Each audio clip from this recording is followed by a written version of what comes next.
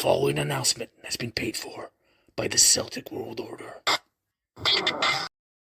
Hello there, good afternoon. Welcome back to Celtic World Order podcast. As always, I'm Steve O'Matt, and as you can see, a familiar face is back with us and is going to be back with us for a good couple of months because there's an event coming up. We'll unveil that. It's a personal event for Paddy. I'm sure he's super excited. But when that happens, well, we'll announce it. But he's going to have to be here for a couple of months because of that. You can put into context that probably is. Surprise, it's a Wayne. There you go. So he's going to be here for a while. So thank you very much for joining us. As always, if you're a returning subscriber, if you are like the bold 420 somewhere, you can also donate to the channel. Be donation $1.99 a month. Doesn't help with any additional content in terms of that. It just puts all this together because this costs us money. But the most important thing is make sure you subscribe because regardless, that will cost you absolutely zero, the same price as a Rangers transfer.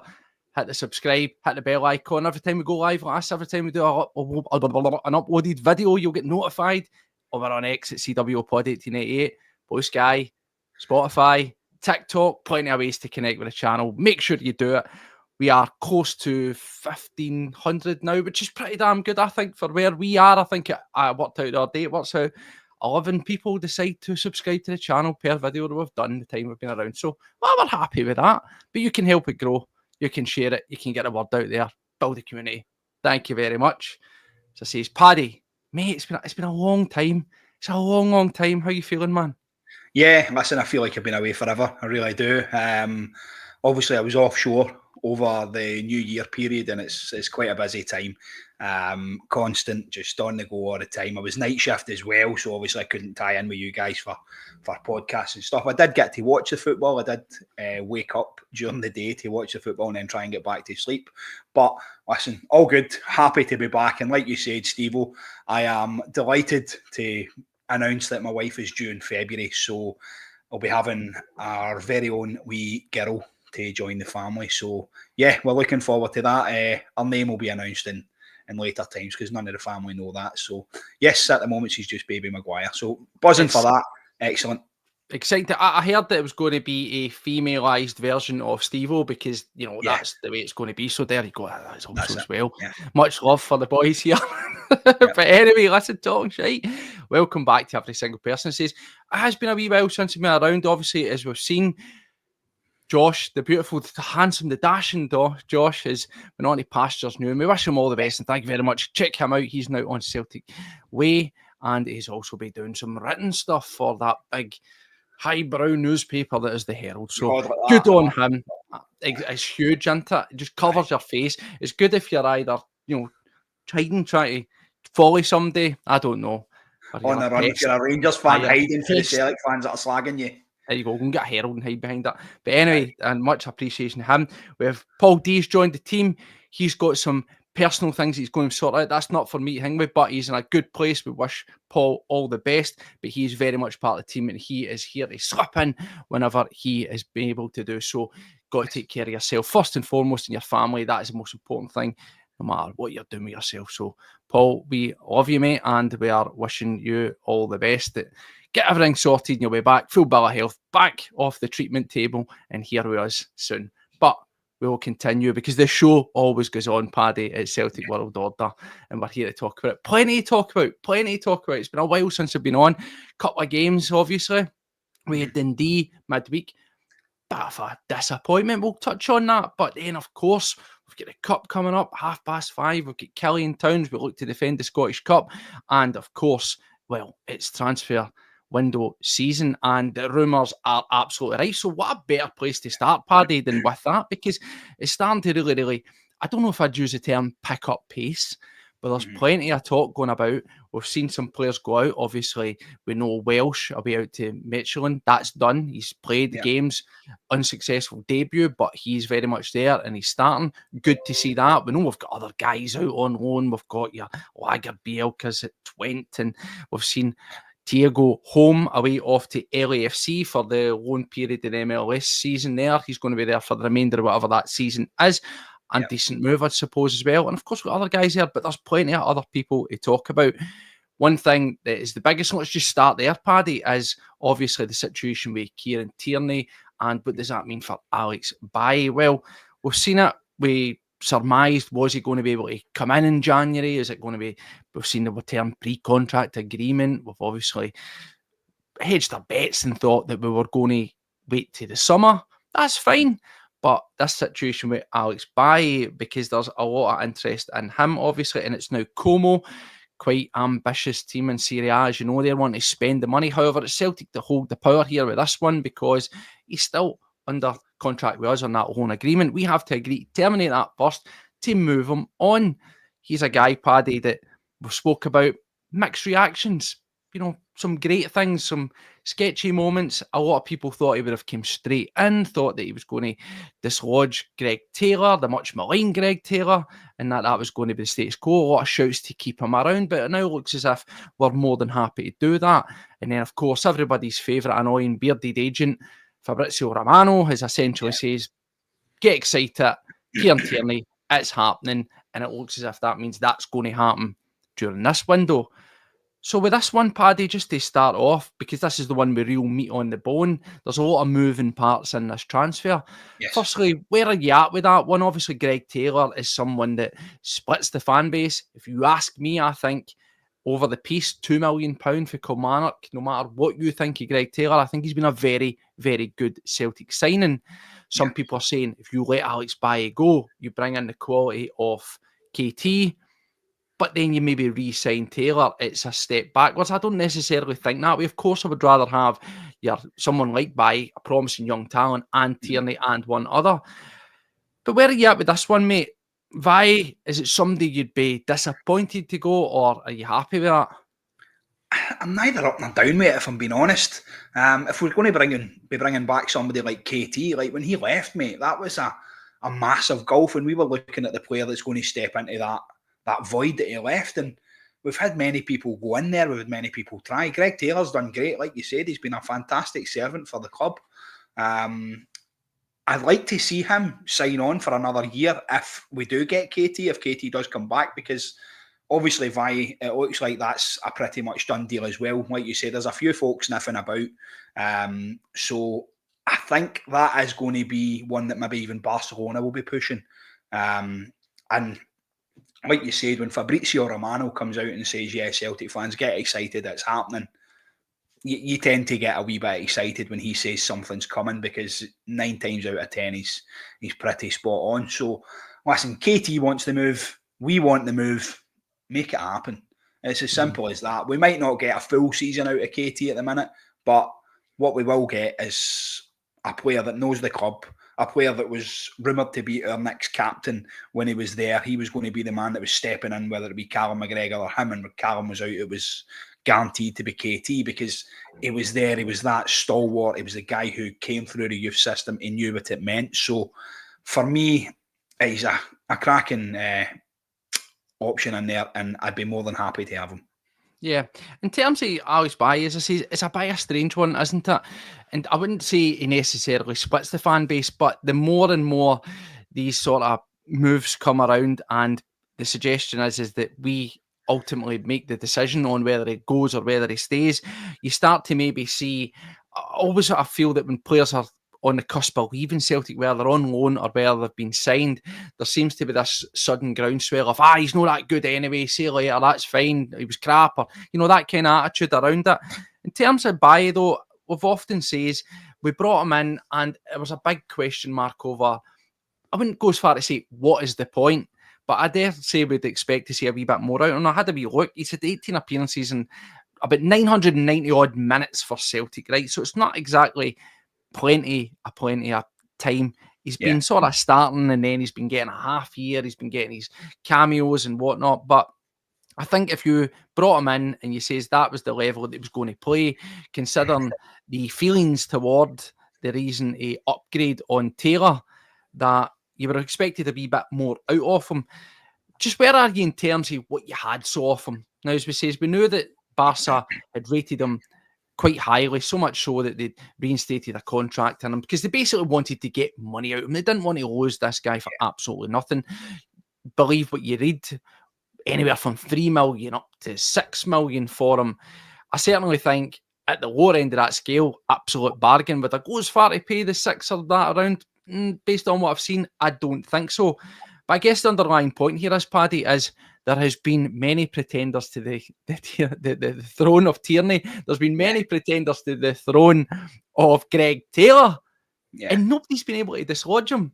So, in terms of what you had actually seen from Ajax by, is it really going to be that much of a loss, or are you in the sort of pool with many of these supporters that are saying, I didn't really think it was that great, to be honest?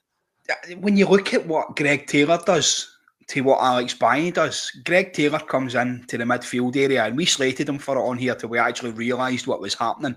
And Greg Taylor's cutting in, he's helping out the midfield, and at some points he was in the right wing, and we've spoken about it so many times. The work was tireless.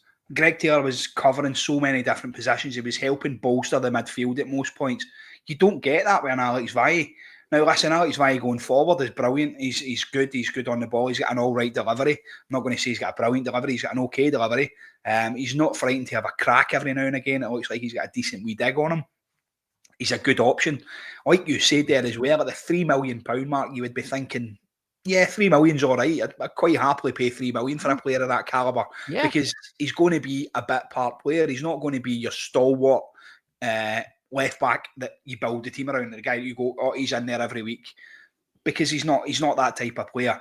For me, he's a backup, and I'd be happy to pay 3 million for a backup. 6 million, not so much. No, and that's the thing. I think whenever I watch Alex Bailly, I think he reminds me a lot of.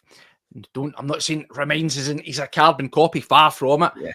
What did we always say about Bernabei? We says he was really good going forward, but the defensive side isn't quite there. I think as well, when we look at where the manager maybe wants to go, I think there's a formation change potentially on the horizon. I said this, if we bring in Tierney, I think the reality of being able to adapt, whether it's at the start of a game or mid-game, and go to an actual legit 3 at the back with him, Carter Vickers and Johnson, I think that's something that neither Tierney or a Taylor or even Bailly offers us. We just can't do that. I don't think that either of these players have that in their locker to adapt. Of course, you can learn a system, but in terms of having played as part of a back 3 and being able to do it, and also having that experience and the ability that Tierney has as a far more rounded player than he was when he first was at Celtic, I think that's where the extra comes in. I do agree in terms of what I've seen at Ajax Bailly. It's peaks and troughs, and that is always going to be when you get somebody on loan or when you buy somebody new. There's always that early stages where you get really excited about something that you see, and then you maybe buy into it, and oh my God, we need to keep holding them. They're fantastic. What I would say is if Celtic were to have bought Bailly or kept him on beyond this loan period, I wouldn't see him as being a straight inner. Yeah. He would still be where he is right now. He'd still be a bit part player, but I think he's got potential to grow, much like Frimpong was very rough. When you think about him, how rough he was, peaks and troughs with him, and look what he's developed into. I still think that we would need Kieran Tierney plus one other, regardless of Bailly.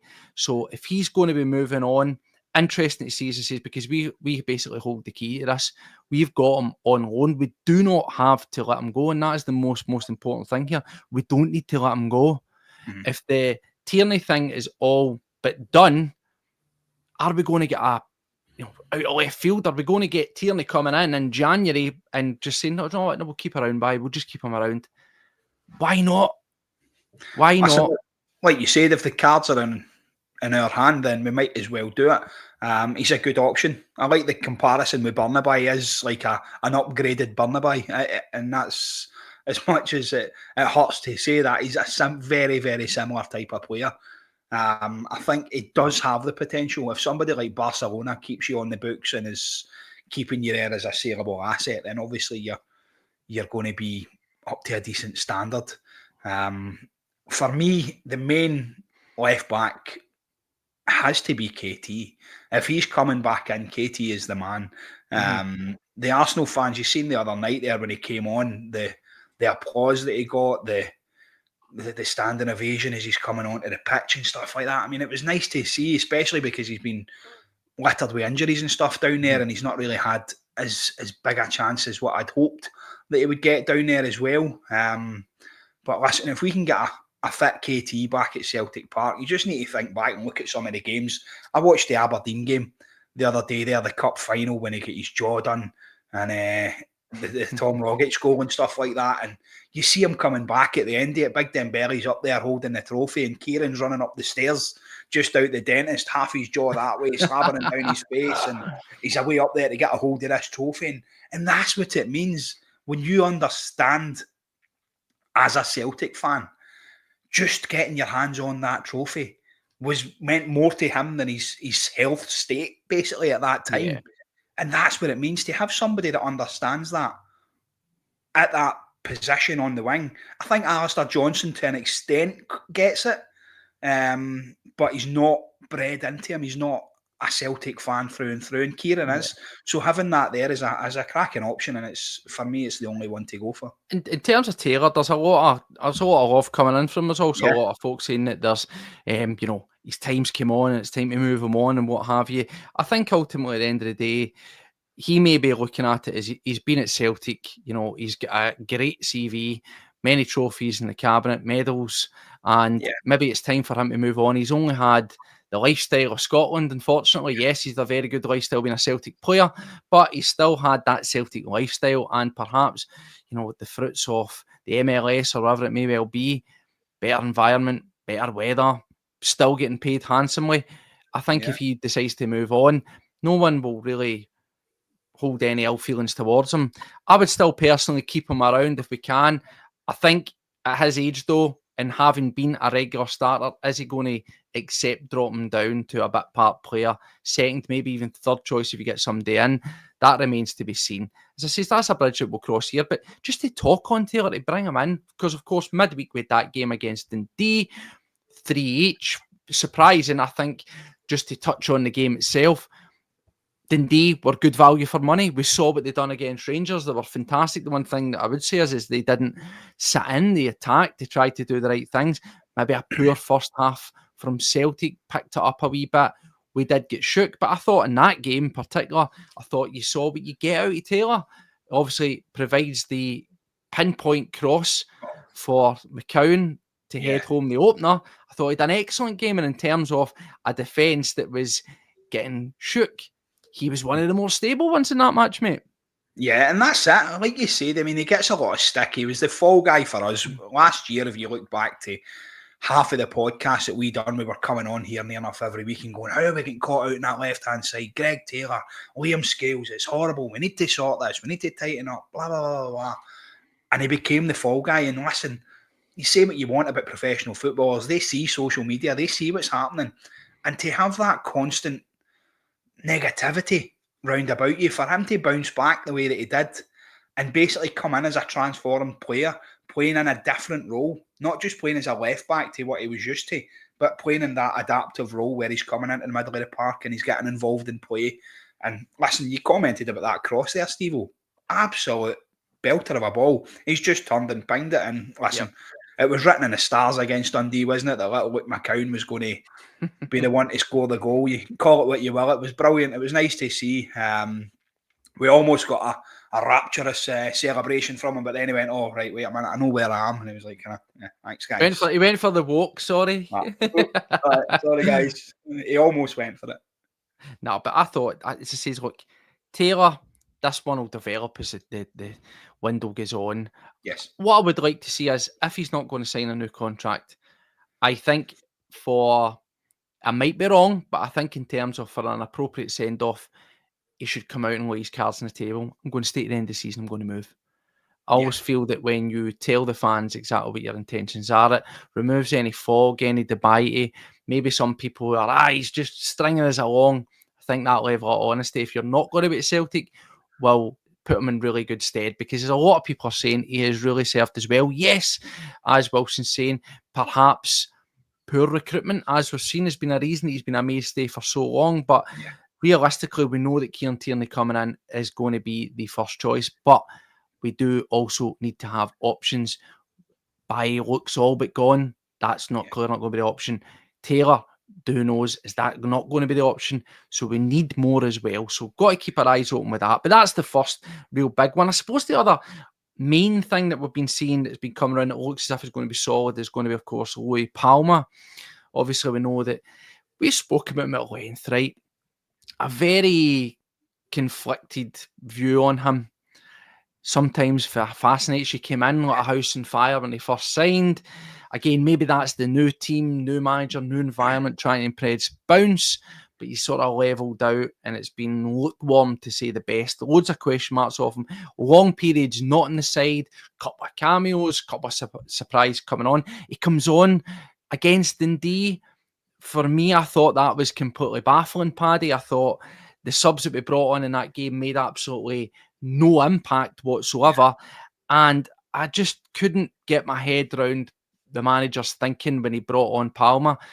Not in a disrespect to Palma, but when you were choking for a goal and you had Johnny Kenny who came on in the last game and looked right up for it, and he's a striker, he's got goals behind him, he's confident and he's wanting to prove himself. Why he wasn't one of the guys that we brought on in that game, why we brought on Palma, who essentially came on and done nothing. Strange, mate. But Palma, Real Vallecano, it was a bit shaky, this one, because they were given an embargo. They weren't allowed to sign players for 3 transfer windows because 85k that they were due to owe in debt. It seems in the past day that's been ironed out in the courts and they are now able to do it. So it would be a loan. This is a guy that cost us £3.5 million, remember? And they're talking about a loan with a chance to buy for about 2.2. So you're taking a small loss on him. But again, this is one that looks as if it could really gain some legs. Where are you at with the Louis Palma situation? Firstly, as we say, is I'm dipping in and out the squad and midweek coming on. When Louis Palma first came in, Steve, you said it there, he kind of come in, he hit the ground running a little bit. Bearing in mind we had just lost Jota, and Louis Palma comes in to kind of cover that void. And you're looking at him and you're thinking, right, he's got similar attributes. He's comfortable on the ball. He's got a decent strike on him. He scored a few worldies. I thought, yeah, this wee boy could be doing well. But he rapidly became predictable. And that, for me, was the death of Luis Palma, let's say, because he was getting to that line. We were watching Diaz Maeda every single game, bombing for the byline and getting the ball into the box towards our strikers, and Kyogo was banging the goals in left, right and centre, and we were getting goals from this, and I was like, right, this is great. And then Palma comes in and it just seemed to slow the game down. You were getting this guy who obviously is not as quick as Diaz Maeda. Nobody in the world is as quick as Diaz Maeda. Let's just put that out there. But he was getting to that point where he's running down towards the byline and he's cutting inside every single time. And he just seemed too greedy, too maybe over-ambitious, if that's what it was. He was cutting inside and he seemed to always want to get that shot away or do the hard part rather than just get to the byline and put the ball into the box and let your players that are paid to score the goals. And it became, like I said, too predictable for me. And the fact that we're getting rid of him and making a small loss, I'd be quite happy with that. For me, it's just about cutting the costs and using that money elsewhere. If we can bring somebody in that's going to strengthen the squad and, like I say, get to the byline. And I think what you would see, though, bringing in somebody like KT, is KT likes to go past the winger as well. So it would be similar to what we've got on the other wing with Nicholas Kuhn and Alistair Johnson. You see that overlap. I think it'll be quite interesting to see that going forward if we do get KT in as well. See, with the Palmer situation, and I want to bring this up for Alan Robertson, he says he's never a winger. I think we kind of, as time went on, we started to really have that discussion now. What I would say is, he's going out on loan. It's pretty clear. We know he's had some personal issues, and I liked what Celtic done the other day. You know, it was his birthday, and they put out a nice wee post, and they included some pictures of him and his grandparents and stuff. Obviously, that was a nice touch. That's the kind of thing you want to see for the club supporting their players. We have really, I think, in my opinion, given him ample opportunities. I'm sure if he's had personal issues going on and what have you, that we've looked after him appropriately. You can see that he's got his mates. He does his posters, guys in the team. You know, Alex Bay is one of them, for example. Bernardo, you see, he hangs about with these guys. So he's got a wee network there. He'll be getting support on and off the field, I'm sure. Yeah. if he moves on, I think, yeah, it could feel like I wouldn't go as far to say a missed opportunity. It could be one of those guys that could you have gave him a wee bit more time, but I think that the position that he's in, where we're not blessed for options, then unfortunately he's not going to, if he was one, we talk about the midfielder, we'll get Engels, we've got Bernardo, we'll get Hatate, and one of them can be down and you can supplement them in and out and rest them a wee bit because there's ample quality and options there. We're really thin on the ground out in those wings, so unfortunately for him, he needs to try and do what he's, when he gets the chance, he needs to hit it. And I had a wee look at what he's actually done. He's not had that much opportunity. He's only 252 minutes in the pitch at Celtic over 11 cameo appearances, where he's contributed that in the way of assists and goals, which is, it's unfortunate. It's very disappointing, but at the same time, he's never really looked like he's threatened. Over his actual time for us, though, it looks good on paper. 47 appearances, 10 goals, 10 assists. That sounds all right, mate. That sounds all right. It works out at 25 minutes, roughly 25 full 90 minutes if you break it out.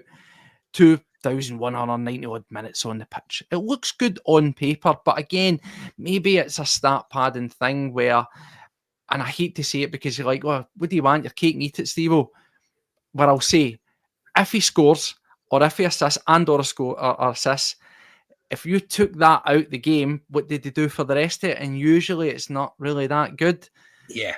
But what Alan says here, and this is what I bring up to digress away, is he really a winger? Because look at what we've done. I know it's only been 2 games, but we've played Kyogo kind of a bit like a number 10. On this team sheet, he looks like he's a winger, but he's not. Yes. He's floating in just behind the striker. And we've had good returns out of him. He looks comfortable in that position. It gives us an option there. Is that something that we should have been doing with Palmer? Or if he sticks about, we should look to do with him? Or do you think it's too little too late? Well, when you think back to when the doctor came in, I think what's been happening there? I've not seen any reports for this guy. When he apparently come in, he was the guy who was going to be changing the dynamic of players. You highlighted at that time as well, Ollie Watkins, who I believe was a winger or like a holding player at some point, and Ollie had said, I want to be a striker, I feel like I'd be better, blah, blah. Moved into that position and went incredibly well. Now, maybe try something like that with a guy like Palmer, because listen, I think he would have been suited to playing a number 10 role, because if he's cutting inside all the time, it tells you that he's want to be there. Yeah, it feels like that's a position where he's more comfortable. Whereas your guys like Nicholas Kuhn and Daizen Maeda are comfortable going down the wing and also cutting back.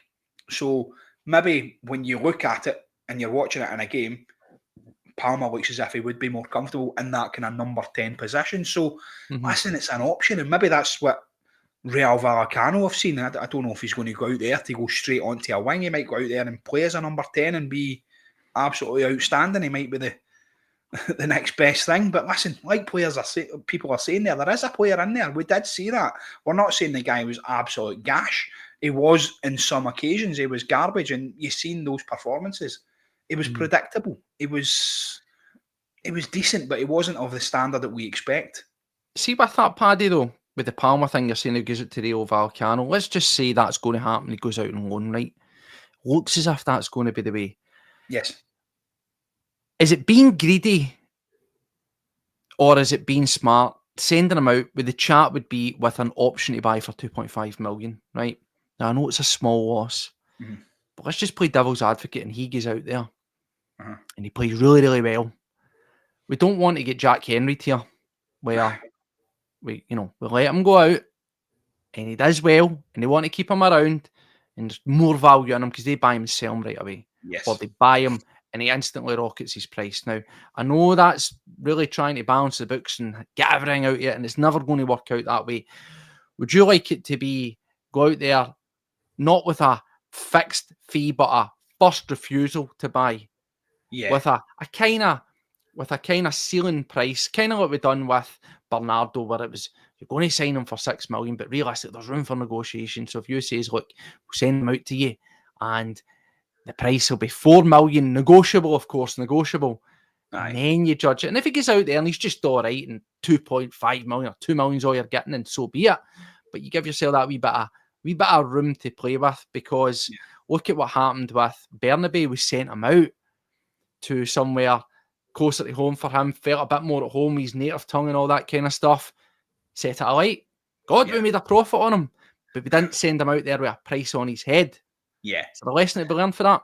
Of course there is. Of course there is. If you send a player out there, like you say, with this right to buy scheme or whatever, and you send them out on loan and say, right, after the loan period, if you want to buy him, it's going to cost you this much. Send them out there and say, listen, have him for this season, see what you think, and then you come back to us with an offer on what you think he's worth. Because his value is not going to go any lower than, 2.5 million, I would say. But it does have the potential to go higher. Because he is, like I say, like the guys in the comments have been saying as well, he is a decent enough player. He's definitely got something there. Yeah, definitely. Well, as I say, we'll see how that one goes. Obviously, we're playing today. We're playing Killie. We'll get round to that. Is he going to be on the squad? Is he going to get a start? Who knows? I think with a game at Killie, we'll talk about it near the end, but you don't take any chances there. Even though you're at home, you're defending Scottish Cup, you want to put your best foot forward and what have you. But that's another interesting one that moves. But as we move through these rumours, mate, there's one that keeps on popping up. And it's obviously around about our striker situation. People who could be leaving, people who could be coming in, and we'll just sort of merge them all together. Of course, we keep on hearing this about Kyogo. Now, I think with reflection here, and we'll go on to Adam Ida, that to me seems like an absolute massive risk of any chance of Celtic selling Kyogo. Now, first, as we know, it was meant to be Atalanta that were wanting him in the MLS. They've sort of pivoted their attention. They're supposedly being interested in a couple of different strikers, one of them being Edward. One's 18 million, Edward's about 15 million. He kept on coming up. We saw the apologies about the tweets from the MLS account saying he'd signed and all that. I still believe that there's no smoke without fire. I think he's very, very peculiar. But the big one here is that Rennes are supposedly the team that are wanting to sniff around him. Now, Celtic want 30 million out of him. We look at his stats, worth every single penny, 163 appearances, 85 goals and 18 assists. In this season alone, 12 goals and 3 assists. Now, Kyogo has, whether we think or not, he's get better and better each season. One thing, he's been quite consistent. Yes, under Ange, maybe scored a lot more goals, better conversion rate, but as an all-round player and what he's been contributing, I think you can say that he's been very consistent. He's one of our key assets. He is around 30, so he's not over the hill, but he's served as well for a good couple of seasons. 10 million to some will seem cheap, but again, when you take into account where he's coming from, the league he's coming from, again, you've got to just caveat it and the age. Realistically, no club is paying 20 plus for a guy that's 30 unless they are a proven entity. You know, Lewandowski is 32, 33, but has been smashing in at elite leagues. That's the only way that's happening. Nobody's buying a guy, in my opinion, for £30 million, £20 million, whatever, for Scotland. So 10 million seems quite reasonable, but it's Rennes that are apparently involved here, sniffing about. They need a striker. They're in a wee bit of sort of disarray. They need to bolster the firepower, try and consolidate their position in the league. Now, of course, this becomes interesting. And again, I'll throw it out there. I don't believe there's anything in it. But a certain Jota plays at that team who's going to be out of favour there. Put it out in the cards straight up. Despite the lead that we've got, Paddy, can Celtic play with fire and chuck Kyogo out the door in this window, mate? I don't think we can. I think Adam Ida has shown that he doesn't quite have what it takes for me to be the number one striker at Celtic. Let's look at his past previous, we'll go 5 performances. What have we seen? Have you seen enough in there to be confident to start an Adam Ida in there and say, right, Kyogo, away you go? No, we haven't.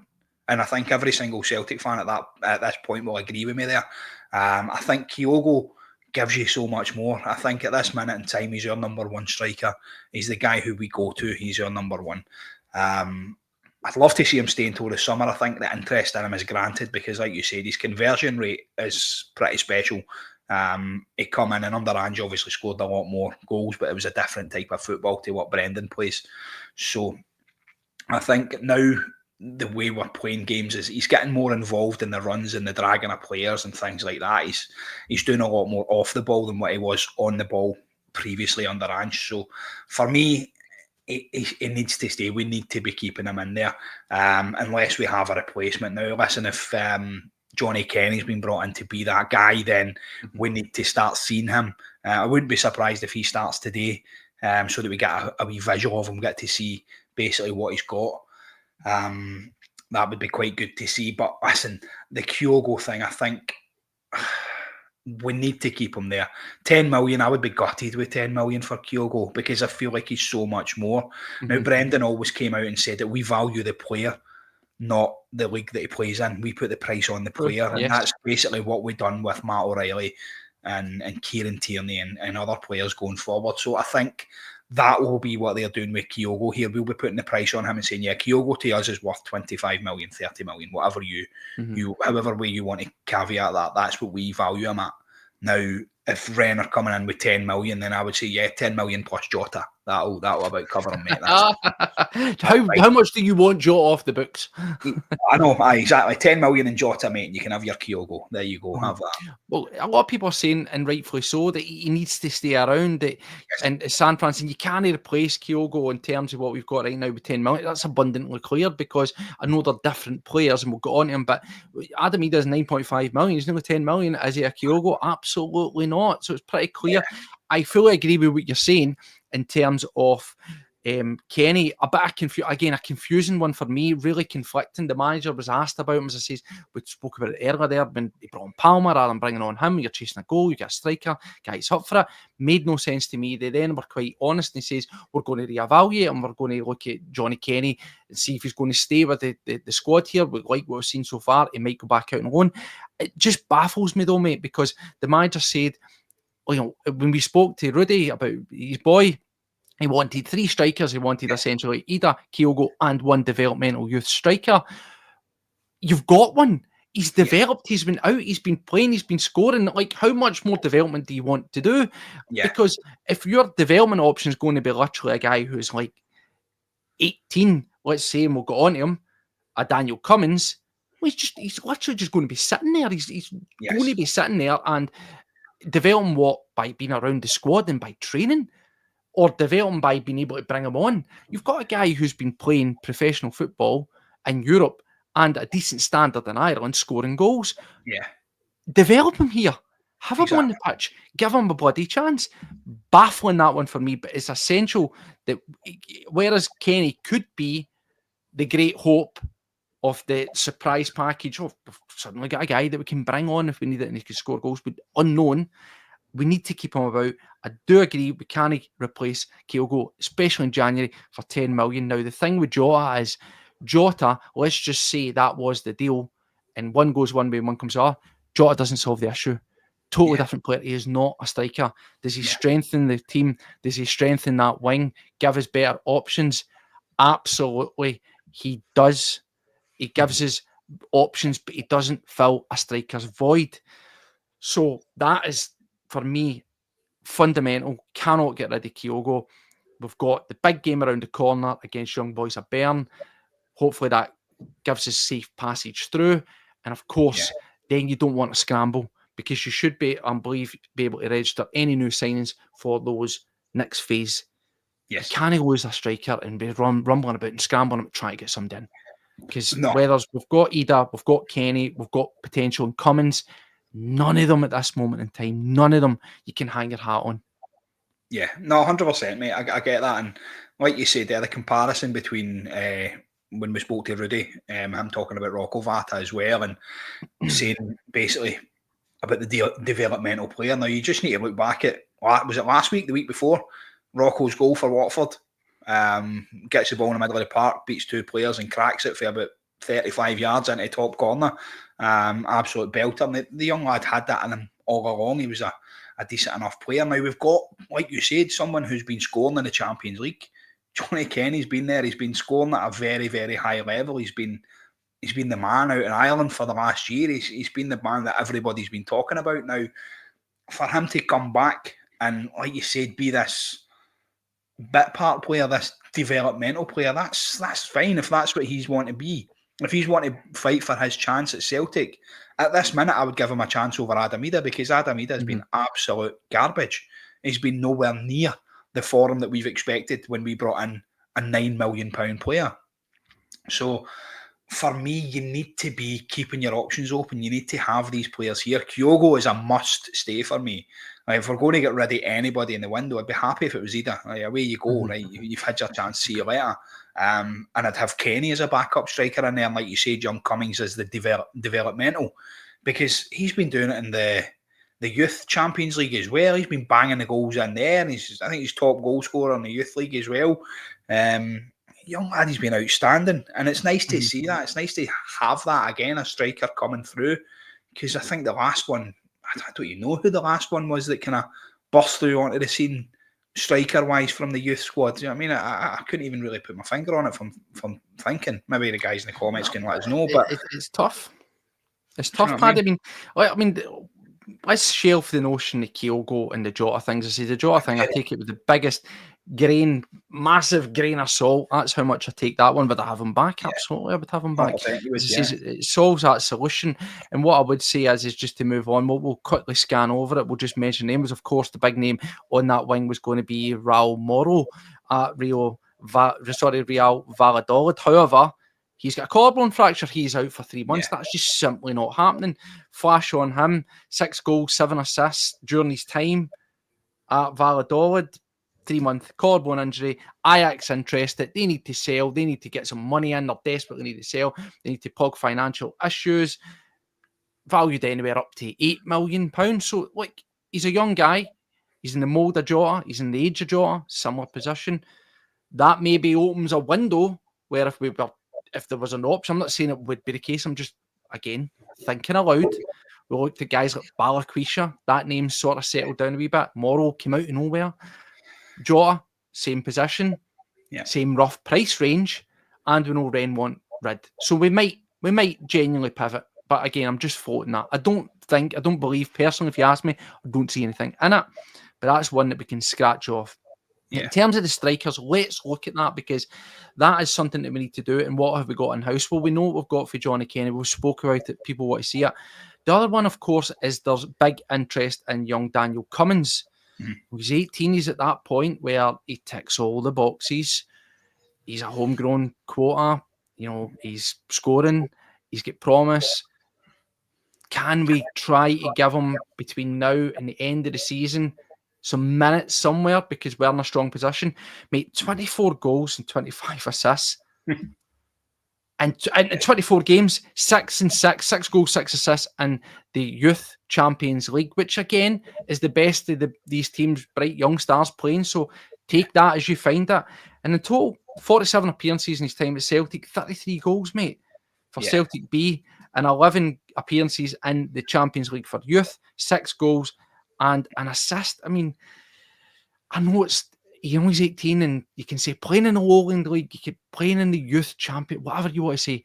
The facts are, mate, he's hitting the net at the league and the standard that he's playing at consistently, game in, game out. And you can understand why people are going to be looking at him. We could crack open this egg that is, how do we create a pathway and what do we do with the youth? We've tried flogging a dead horse here. But just based on that alone and real interest in him, what's in Daniel Cummins' head? What's in his head, mate?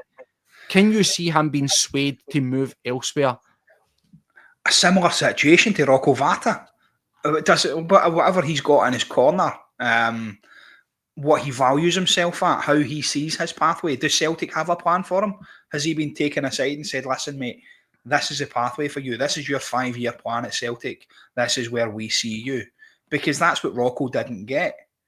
And that's how he ended up going the other way. I mean, it wasn't popular knowledge. When we spoke to Rudy Vata, Rudy told us that Rocco was actually called out to Roma. And Roma had their a 7-year plan set up, and they took him in, sat him down with the manager saying, this is what we have in place. This is how we see you developing into this Champions League style player. And this is the role that we have for you. This is what we've got in place, blah, blah, blah, blah. Set out every training session. Do Celtic have that? They didn't have it for Rocco. I don't know if they've got it here either for Cummings, and it'd be a shame to lose him, because like you see, you're shouting out the numbers there, Steve, and it's brilliant. It doesn't matter what league you're playing in. If you're a striker and you know where the net is, you're going to score goals. It's as simple as that. I'd like to see Adam Ida play in the B League and see how he does.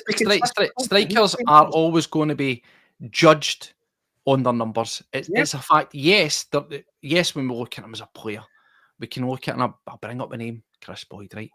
Terrible footballer, good striker. They're two different things, right? That's the point. And strikers are a commodity that are in great demand. And see if you're able to develop one of your own that's got potential. Surely you need to keep him around. People are talking about Vata, and yes, great promise. Was he as much promise as that? No. Was he scoring as consistently as that? No. When was the last time? I'm sure people know, because I don't know enough about the youth. I'm not going to sit here and profess that I do. But I can't think of any youth striker at Celtic in the last 10 years at least, with those kind of numbers at that level and the Youth Champions League to cap it off. I can't think of it. Mark Butchell is the one that I can think of. You've got to keep that around, in my opinion, mate. Yeah, no, 100%. And like you said, it's homegrown. It's free money. Do you know what I mean? And Tamfi still game would be going off. He's not here. It's free money. What you doing? Keep him, sell him on at a later stage. Yep. And for me, that's what you've got to do. You develop this young guy. You give him maybe 2 seasons. Stick him in a 5-year deal. Give him 2 seasons at basically building himself up to be a proven entity. Is the pathway for Cummins not the B squad?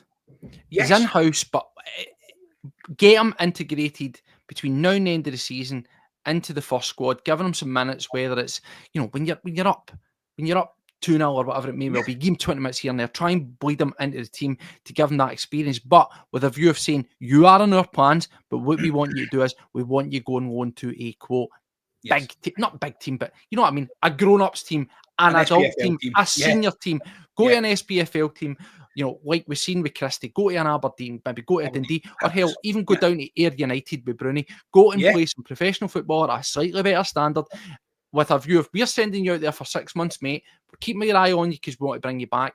Is that the way that you maybe need to frame it, where you say, look, your pathway is not going to be from A to B at Celtic, so it needs to be A to B to C, the wee bit in the middle, but we're doing that because we think this is going to be better for you than sending you down. Go down the bright lights of Villa or whatever it may well be. You'll get paid handsomely. You'll be swanning about in all the best of gear. You'll stay in a nice gaff and all that kind of stuff. But we are doing this because we want you to play, to bring you back, to get you into the squad. You can go down there and you can play in the youth league, but that is all you'll do, son. Is that how we need to frame it with these guys? Maybe a bit more assertive in the pathway? 100%, mate. I mean, why are we doing this podcast? We've just solved the situation at Celtic there in half an hour. Listen, 100%. I think these young guys, if he's come through the youth at Celtic, he knows what it means, and that for me is half the battle. You bring in these players from all around the world. You've seen it previous times, and it doesn't matter where you put them in that park. If you don't understand what it means to play for a team like Celtic, we expect to win every single week. And if we don't win, we're gutted. Especially in the last 5 years, we've become accustomed to this standard. I mean, it's ridiculous, like losing a game and you're just like, oh my God, like it's terrible. And for these young guys to come into this squad, for me, they need to understand that stage. And like you said, sending them out and saying, listen, you are in our plans. We want to keep you on. I think it's a great shout, sending him, like you said, down to Bruni at Ayr United. I'm sure he'd be more than happy to have a player of that standard.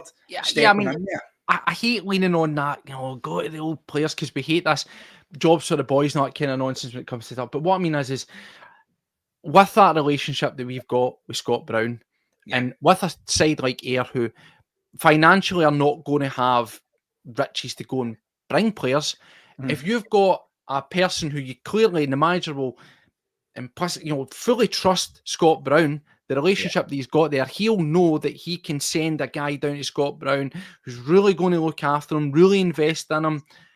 That I'm fine with that.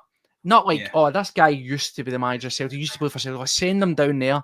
Someone that's Scott Brown, a figurehead like Scott Brown, who's got that real close relationship, you know that if you say, look after him, develop him, it will happen. So maybe that's something that Celtic need to be looking at, a wee joint up bit of working with them for some of the young guys to see what they do. But Cummins, for me, someone we definitely need to keep around. It could be, not right away, but it could be a solution to a striking option where, hey, things could go right, mate, and he might not become a third choice option, but he could be one of four. And that would be nice, wouldn't it? But I also think as well, in terms of the pathway, for me anyway, I think reshuffling of how, and this is a big conversation, I don't want to this can of worms, but just to throw it out there, we need to have availability shift between the B to the main squad easier, because I believe if you're registered for the B, that's you. You're registered for the B until the next registration, you can't be brought up. So there's no way to shift between the two as and when injuries and that kind of thing happen. That's my understanding in terms of for squads. I might be wrong there, but you don't see it too often. They need to be able to move freely a wee bit better. I think that's something that certainly needs to happen. Is give us options easier to do that. But in terms of other strikers and solving the solutions, one that's come up is Louis Barry, as you've seen in there. Another young guy. Now, I want to just say it straight away. Gary Hooper. That's what I'm looking at with this one. On loan at Stockport, off Villa, experience at West Brom, Ipswich, Swindon, MK Dons, all around that sort of League 2, League 1. That's where he's at. 172 appearances and all levels that he's played. 62 goals, 22 assists. In League 1 with Stockport this season alone, 16 goals and 3 assists. He's supposedly someone Celtic are interested in. Now, this is where I can't decipher what it means. Does it mean that Kyogo might go? Does it mean that we're bringing this guy in? Are we going to... Is the idea the developmental striker being shot at dawn? Celtic just wanted 3 good strikers? I don't know. Because we keep seeing Christegarden coming round. Comes round. Is there something in that? Who knows? Because there's names getting chucked out everywhere. And he's another one. Louis Barry, 21s, I says. The talk here is 7 million plus. That's what they're talking. Loads of interest in him down south, as you'd imagine. Yeah. But for me, this one says Gary Hooper vibes, mate. Listen, if we can get another Gary Hooper, you'd be absolutely laughing. If you think back to the show that you done, was it is Kyogo the best striker since Henrik Larsson? And you done the statistics and spoke about obviously strikers at that time like Edouard, Dembele, and you gave all the kind of numbers. Gary Hooper was the one that really surprised me. His numbers in there were absolutely ridiculous. The amount of goal contributions that guy had when he was at the club were absolutely frightening. I like this here. If Barry can play on the wings as well, then that's maybe why he's been looked at as an option. It might not be bringing him in essentially as a replacement for Kyogo. Well, there's that as well. There is that. Replacement for Louis Palma. So that could be the option in there, and I hope that's what it is. Celtic at this moment in time are going to be linked with everybody. Like you said as well, Christegarden coming back round. That's one that keeps popping its head up. And we normally find when these ones keep popping their heads up, it's a lot of crap, really, isn't it? It's ones that maybe the players pushing it, or their agents trying to push it, or somebody's trying to push it. I've not heard anything from Celtic or seen anything of a certain standard that says, yeah, this one that keeps popping its head up as anything. So, yeah, for me, it's the ones that come out of the blue, like this, like a Louis Barry. Oh, mate, sorry to jump in. This, to me, we spoke about the doctor, didn't we? We spoke about Tisdale. Very much the sort of blueprint, the DNA that you would expect for Celtic to be looking at. And you see that, the Christegarden thing, that's something that predates him. There might be a player there. Clearly, you look at his stats, he looks at someone worth keeping an eye on, but then you think to yourself, he is just solely going to be a striker. As Lanky's saying here, he can play on the wing, so it maybe offers a wee bit of versatility, which maybe makes him a more appealing proposition. Deployed as a striker, deployed as a winger, options, and as San Francisco. As we've seen, we've already got that with Kyogo, so maybe we're trying to open up the box.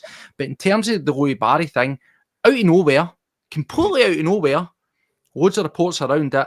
The value, maybe seems a bit lofty, but again, you've got to look at his numbers and how he's been doing. Think to yourself, as we says, how many young strikers has there been down in England that went down that trajectory and they've kicked on? So you maybe get in there early. That's maybe the way to look at it. And plus, as I'll say, and we'll talk about Ida, if you maybe buy a guy like this for 7 million and it maybe doesn't work out entirely, you'll get that money back for down south because they'll see something in it. So I always feel that when you go for a young talent from England that's, homegrown for them, it's almost like a fail-safe where you should be able to make it back because they'll always find their niche down there. Whereas if you go and you punt that money on a guy from overseas, chances are they're going to be a harder resale if you need to do that. But for me, this looks very Tisdale, mate. Yeah, no, 100%. And that was the kind of thing that we expected, I think, when Tisdale first came in. And I said that there, the doctor came in and he said he was going to develop players and these players were going to be adapting positions and we were going to see massive changes. Now, I haven't really seen that. I was expecting guys like Odin Thiago Holm to be one of these players that was going to be rejuvenated under a Tisdale. And listen, happy birthday to Odin Thiago Holm the day it's his wee birthday. So good luck out on loan, pal, and happy birthday, right? I'm sure you're not a class day in early. They will. It'll be all right, yeah.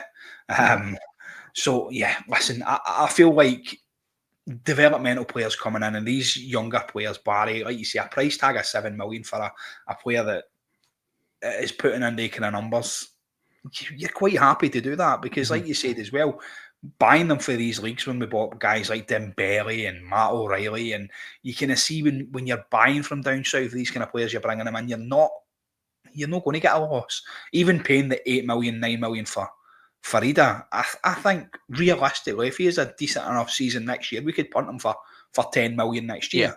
Do you know what I mean? So we're not going to lose anything on that. And I think guys like Barry, if he does come in as an option for the wings, not as a replacement for Kyogo, because I think that's daftness, but I think as a replacement for Palma on the wing, it'd be an absolute no-brainer, yeah. Well, it's one that, again, we'll see how these work out. At this moment in time, we're going to get linked to everybody. They're literally just names. Everybody if you ask me right now, all these things that we've discussed, what I really think is going to happen, I'll say, well, I think Palma's going out on loan, which means we're probably going to bring in a winger. Who's that going to be? It's hard to tell. We've seen Holm go. Do I think Kyogo's going to go? My honest opinion is no. I don't think he's going to go. So, Vaid, I think it's neither here nor there, and I think Tierney's going to come in. But there's loads to talk about. There's loads of moving parts, and the manager always says that we need quality over quantity. We need the right players in, and it could be that it's maybe a Tierney plus one other, and that's the thing. But I think we do still need a striking option. I know it sounds greedy because we're in such a good position in the league, but we need a wee bit more in the way of firepower. We definitely need it. And another name that's been thought, so the likes of the reports for Kyogo, that came out of Le Quip in France. Well, it's very well respected source, so there might be some level of substance to it. Another French reports were saying about Mohamed Bayo. The name Bayo, geez. Bayo. It's no Vakun Bayo, it's no that one, right? Thankfully. But it's, and this one, that's just, to me, I'm throwing this right in the bin immediately. Garbage. They're talking anywhere up to 8, 9, 10 million again for this guy. 196 career appearances, 74 goals, 25 assists. He's playing at Lille. His record's garbage. 45 appearances for Lille, 7 goals and 2 assists. For me, mate, this is a big no. This is a absolutely not. And I say this as tongue-in-cheek. We've already got expensive strikers that don't score goals at Celtic this season. Exactly. We don't need another one. That, for me, I think we can stick that one straight in the bin. If I'm going to be paying any sort of money on that, I'm looking at the boy Barry. It looks like a far nicer proposition there. If we're looking at it just being a straight-up winger, we were meant to be looking at Morrow, Valladolid, the similar price range. I says pivot. If never go back with an X and all that. Jota, sounds better to me if that's going to be the pivot there. So some of these are going to be absolute garbage. We know that. Yeah. But it's important to us looking for the rest of the season. I think we need to get another striking option, another attacking, or somebody that can cover a couple of positions, wing stroke striker that can be deployed. We've seen now we have the option with Kyogo. That's nice moving forward. Yeah. But at the same time, he's doing it and he's been moving in that position, and he's been scoring goals, which seem good. But that then gets us on to, we've been playing 2 strikers on the pitch. One of them hasn't been scoring. We have to have a talk about Adam Idah. It's unfashionable. It's not a pile on. We're not suddenly turning on him. The facts are, mate, he's not scored in 12 appearances now for Celtic, which is 552 minutes on the pitch. You can sing about work rate, and we do, about how he comes deep and he gets involved in the play. But as I said when we spoke about Cummins, strikers are commodities. What are you judged on? You're judged on your goals. Yeah. When he's been played as a single striker, both him and Kyogo, just for balance, we've says when it's been one striker and they've not been scoring from elsewhere, the we've says it's not always about putting the ball in the net. If they're pulling away players elsewhere and they're freeing up space, then that's fine. I think that buys you so much, but when you've got 2 on the pitch, they both can't be doing that. Yeah. And Idah's been doing it with 2 on the pitch. Idah's been doing it with just himself on the pitch. And the reality is, career stats, 218 games, 58 goals, 14 assists, all teams. Celtic, 24 to 25. Mate, he's 31 appearances, Celtic, 8 goals, 1 assist. It's all right. It's that, I think, that's this season we're talking about. It's all right, but the big man needs to be doing a lot more. And I do agree, he came in late. Will we see the change in him with a full pre-season under Red Rodgers next season? For me, if I'm honest right now, I say that Adam Idah, come this time next year, that's his period with Celtic. If he's not doing it by transfer window this time next year, then he may well be one that falls by the wayside. I think it's too soon to get rid now. I think it's too soon to get rid in the summer. But I think realistically for me, he's got to the end of the year to kick on and get out of this lull that he's in, whatever you want to call it. Yeah, I think you've been quite diplomatic about it there, Steve, although you're telling his stats and stuff. Let's face it, he's been barking. He's been absolute dog shit, mate. He's been nowhere near the standard that we expected when he came in. We fully expected him to hit the ground running. He scored that goal against the baddies at Hampden, won us the cup. We were like, brilliant, excellent. Celtic fans were screaming for him to come back. We were screaming for him to get in there, calling the club out, please just get him in. 9 million, pay it doesn't matter, get him in there. This is what we need. We need him in there. Bring in the guy Engels as well. There's 20 million. And what has that 20 million actually gave us? Has it strengthened our squad? I don't think it has. I don't think either of these players. Engels, listen, he's coming on to a wee bit of a game with a lovely penalty against Dundee there. Fantastic. He's good for the spot, we'll take it. But listen, we do need these players to be kicking on. You need your big players, especially after the Christmas period when everything kicks on. And this is when Celtic come good. This was a part of last year, if you think back, when Brendan Rodgers come out and said, yeah, this is a period where we come good. This is where we kick on. This is where we get basically back in the game and do everything else. Now, listen, we're cruising. We're absolutely pissing the league this year. 13 points ahead. We're running away. And it's at times like this, you don't want to get lethargic. You don't want to take your foot off the gas. You want these players to get in there and dig in and prove that they should be the number one striker in there, because he knows he's not the number one choice. He knows that Kyogo's in there in front of him every single week. That's not a way that you want to be living your life. I mean, you're a footballer, it's your bread and butter. You want to be fighting for that place. He said he's a self-confessed Celtic fan. He's from that part of Ireland, and he knows what it means. And I keep going back to that, knowing what it means to play for a team like Celtic.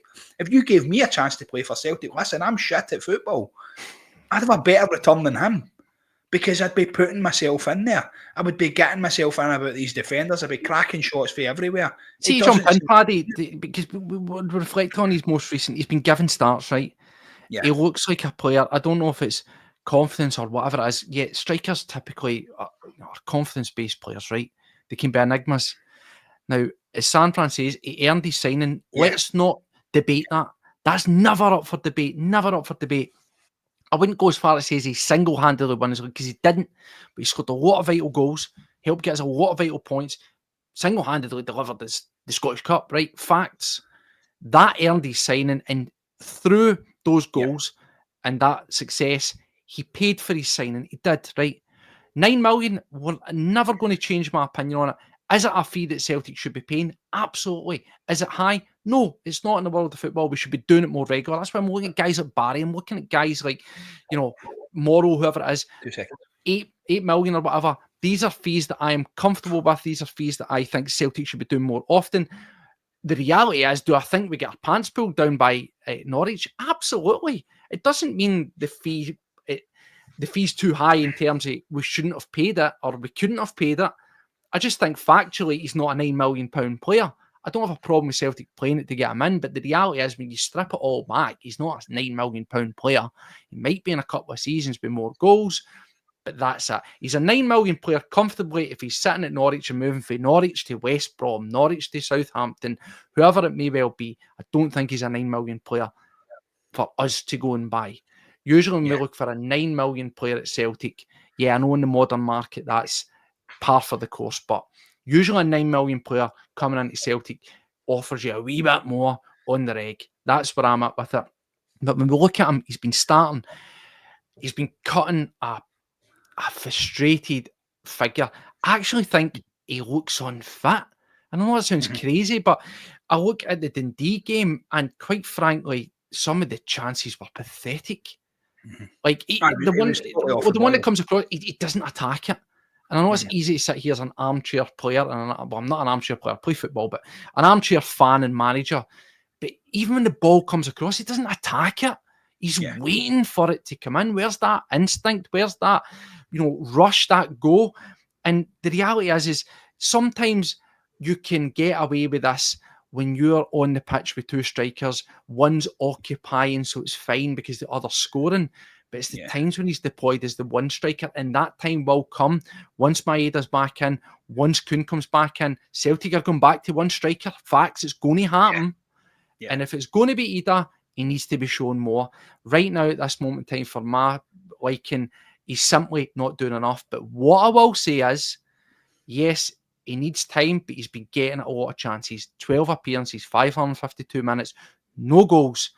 1 or 2 unlucky chances, but never truly looking like he's going to be doing the job. What I would say, Paddy, is similar like I said with Barry. Ida, I don't think would be a failed experiment if it didn't work out at Celtic, because the reality is Celtic will get £9 million off a team in the Championship or a team in the Premier League, mid to lower table. Facts, it will just happen. So I think when you buy for that league, and they've been in and around that league, it's a bit of a fail-safe. You usually get your money back. So I have no qualms about losing money on Adam Ida. If it turns out in the fullness of time, it's not going to be the one. But he needs to hit the ground running. Let's look at today, Paddy. Based on what you've seen the past 12 games, do you start Adam Ida up front? No, I'd rather start Greg Taylor up front, mate, than start Adam Ida. If I'm being perfectly honest, I think that for me, he's had enough chances in there. Like you said, you highlighted a few of the games. The Dundee game there, you think back to previous games, he's just not been there at all, mate. There's been nothing from him. There's been no drive. There's been no ambition.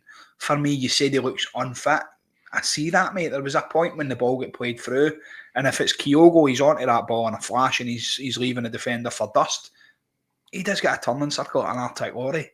Couldn't trap a bag of cement. We'll throw all of the metaphors in there. It just looks unfit. It looks like he doesn't want to be there. If he doesn't want to be there, don't be there, mate. It's as simple as that. Injuries aside, listen, all the players have had injuries. They've all had wee niggles here, there and everywhere. You can't blame someone like that for this guy's... No, I do think it's a valid point. In terms of me saying he doesn't look fit, maybe that's there. But what I would say is just to flip over on what Sanfran's saying there. He's been given 552 minutes over 12 appearances. Yeah, that's a lot of time and a lot of minutes in your legs on top of your training, where you should really be getting your sharpness around. Yeah. And that's that. If you're playing for a team like Celtic, Steve, how many chances are you getting in that 500 minutes? You're going to get maybe, I don't know, let's say 15, 20 chances. He's not scored any of them. Yeah. And I think this is the thing. We all get sucked in. I'm not saying that he's a bad player. at this moment in time, is he playing poorly? Yeah, I think that's fair to say. That's been diplomatic. You're going far and saying garbage, shit, whatever. I think for me, it's very much he's playing poorly. The issue is he's one or two strikers realistically that we're going to go between. And one is drifting, but look how quickly he's fired his goal tally up. Yes, Ida could do that as well, but he needs to do it fast. And as I say, it's just how much do we keep going to well? You want to give people chances, and it's all about, we say this no matter, they've not been given a chance, He's been given a run of 12 appearances, 552 minutes. When we speak maybe about a Palman say he's not been given a chance, yeah, he's not been given anywhere near that amount of investment to try and turn it around. And as we said, when you're at Celtic, the chances present themselves. He's not in the end of chances, he's not creating chances. Yeah, he gets involved and he comes deep and he does a lot of work. I can't fault him for that. But no matter what, a striker, you're judged on hitting the net and conversion rate. And that's the reality for him at this moment in time, mate. 100%, mate. And listen, there's people in there as well. You can see that by Jason saying there he's playing great, he's just not scoring. Listen, mate, I backed up Kyogo at the point when he had his little run in the team and he wasn't scoring as many goals, and I was saying, oh, but look what he's doing off the ball, look at his runs here, he's dragging players, and that's why we've got goals for Nicholas Kuhn and Daisa Maeda, and we're getting goals for all over the park because of what the striker's doing. Yeah, it's all well and good. And I was doing that to basically back up Kyogo. And I could do it with Adamida, but he doesn't do as much as what Kyogo does for me as well. It doesn't drag those players off. He can hold the ball up. He can bring it in. But for me, his second touch is a tackle. He's got a very, very poor first touch. And it just doesn't seem to come into life around the box like a striker should. When you get the ball in that box, it's your bread and butter, Steve-O. I'm sure people watching you at the weekend when you were playing for your work, when you trapped the ball in the box and cracked one into the top corner, we're going, look at this guy, get him in there in front of Adamida. Because you trap the ball, you know what to do when you're in that situation, and he doesn't seem to know that. Yeah, that's the thing. As I say, we just need to work. There's a lot of support, and as it's split, a lot of folk are saying, yep, like this, he'll come good. I hope he does. I think there is a bit of patience. We're never going to write the guy off. As I say, we always try to be honest and objective here based on what we see with our eyes. First time he's loan, earned his keep. Yes. Earned his signing, earned his fee, paid for his fee. You've just got to follow that back up. Yeah. We don't need to recoup the money because we've more than recouped the money. And I think if it didn't work out, as I say, I think he's a guy because he's standing and his experience in England, you'll get that back off a team in the Championship. There's no doubt in my mind, easily done. Because I don't mean this to be disrespect to either. Look at English teams, well, in the like Premier League, Championship, League One. See the amount of players that are strikers. The problem is when you play Celtic, there's an expectancy to score a lot of goals. We expect strikers to be in that 20+ range, right? There is guys who are playing every single week down in England who have 20 goals over 3 seasons, and it's accepted because they're cool with it. That is the difference, and that's what it is, the difference, and that's why I think he would get signed for that kind of money, no problem down south, because very few teams down south expect their strikers to smash the net every game or every second game. It just doesn't happen. Go and seek out many of the top strikers outside your Haalands and that. Go and look at it. You know, your first choice striker for Fulham. Go and look at their record. It's not fantastic. Go and look at your, Ipswich. Go and look at it, or whoever it is. Morris. Go down the Championship. Go and look at, teams at top of the Championship. The strikers are scoring like 7 goals in a season, 8 goals in a season, and they're good with it. And that's fine, and you can do that down south. And I think if it weren't to work out for Ida, he'll do that no problem. Celtic get their money. It's just this conflicting point where you come to Celtic, the expectancies are on you to score because we run with a very small pool of players. We run with a very, very small pool of strikers. So you want them all. That's the difference. And that's where the dynamic and the uniqueness of the Scottish League and the Celtic Rangers bubble comes into play. It's not because they're a bad player. It's just you need to score because you're one of a very small group. And maybe that will come good. Maybe that will come good.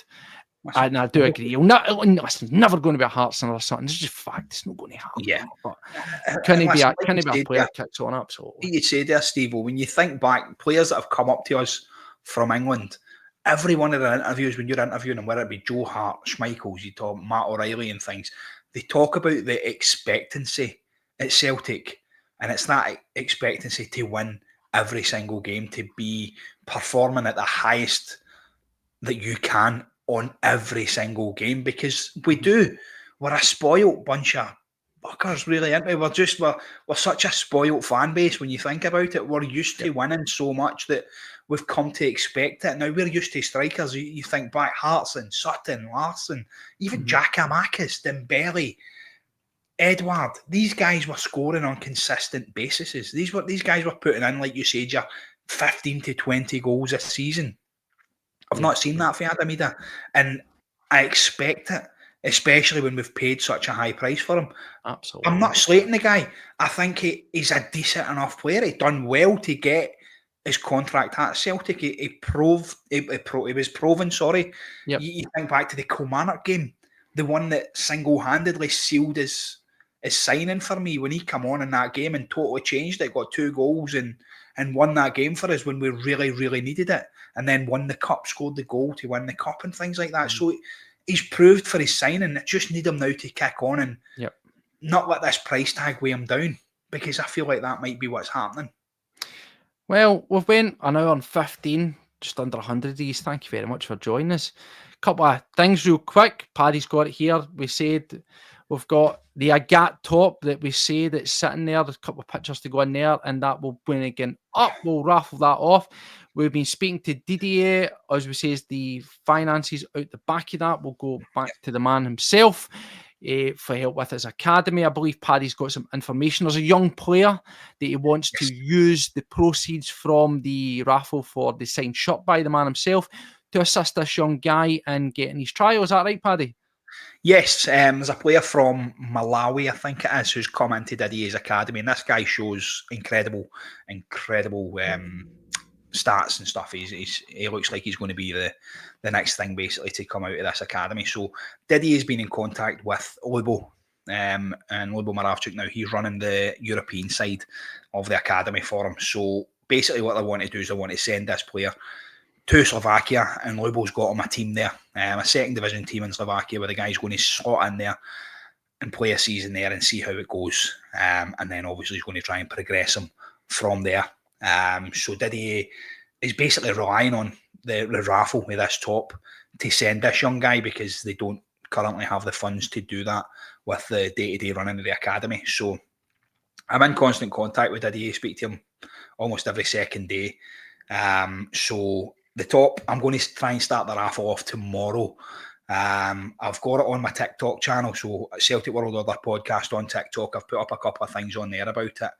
I'm going to get the top all finished off tomorrow, and I'll do a couple of wee posts and stuff, and we'll try and get the ball rolling, because there's been a lot of interest over there. I think I've got about 40 or 50 people on there that have said, listen, yeah, totally interested, mate, give us a number, definitely. So add us on there, I'll add you back, I'll send you a message, the details and stuff, and we can get everybody involved like that. If you like the Bold 420 and you don't actually have the social media things, listen, get in contact with us through the podcast, leave a comment underneath this as well. We'll be able to sort it all out, guys. It's a lovely cause and a cracking prize as well at the end of it, if you're interested. Yep, Paddy will get that fired up, and keep your eyes peeled. We'll put this on the community here, as we say. We'll run it as a raffle. I think we're going to run it for about a week. The way it'll be is just say you want a number. Once you get populated on, you can contact Paddy, do that through, and we'll run it. Basically, we're going to run it for a week. I think we want to try and hit about 100 spots, but we're happy for it to run beyond over 100 for the week. We'll do a live draw, and it'll get picked and arranged to get it to you and stuff like that. We've also got some 8x10s on in action, couple of them signed off, so there'll be that as the first prize with a signed 8x10, and then we'll do like a 2, 3, 4, 5, so that somebody gets some. So there's always a chance of getting something as well out of that. And so anything that runs over the 100, we will just chuck that into a local charity as well. So everybody wins for that. So keep your eyes on that, and we'll get round. So anyway, we've got a game on today, 5:30, Killie Cup. We need to be going now. I've got work to get to. I know. Paddy, hit me about 4-0. You know me, mate. Yeah, 4-0 as always. I've been lucky enough to secure a wee ticket for the day, Steve. I will be sitting in the main stand alongside my brother-in-law, Joe. So I'm absolutely buzzing, heading in there shortly. So, yeah, listen, if you see me in there today, guys, give us a wee shout, a wee wave. I'll say hi. I might even have some stickers for you. There you go. I might even have a couple of CWO stickers, and we'll be dishing them out in there. Yeah, just give us a shout. I reckon 4-0 today. I'd be quite happy to see a wee hat-trick for Kyogo. That would be lovely. I think he's come into a bit now, isn't he? He scored his 2 goals the other week. Yeah, cracking header. 2-0 for me, Paddy. 2-0. 2-0 for you. Listen, Steve-o, see, as long as we get the 3 points, mate, I'll take a... There's no 3 points. It's cup. It's cup. Oh, cup, sorry. 3 points. God. Oh, my God. Get him from 3 points. Mad go. Paddy. You can tell listen, now. End of the day, get Derek McInnes crying up the road to Killie. It'll be absolutely fantastic, and we don't need to worry about their crappy pitch either. So, absolutely, good performance by the boys, and we'll go for it. If you head over, like I said, I've done this before as well, right? I'm in a wee competition with guys. If you can predict the right score on here, I'm not going to bother going over onto the TikTok. You predict the right score on here, you can win this, right? Look at this. See Effie Ambrose in it. He's there again. Effie Ambrose. Right? There we go. Much fun. Get it in. Put it in the comment in the video, and we'll see. So anyway, guys, thank you for joining us again. So happening, and we'll catch up with you through the week. All right, take care of yourselves. Enjoy the game day. Hail, hail. Hail, hail, guys.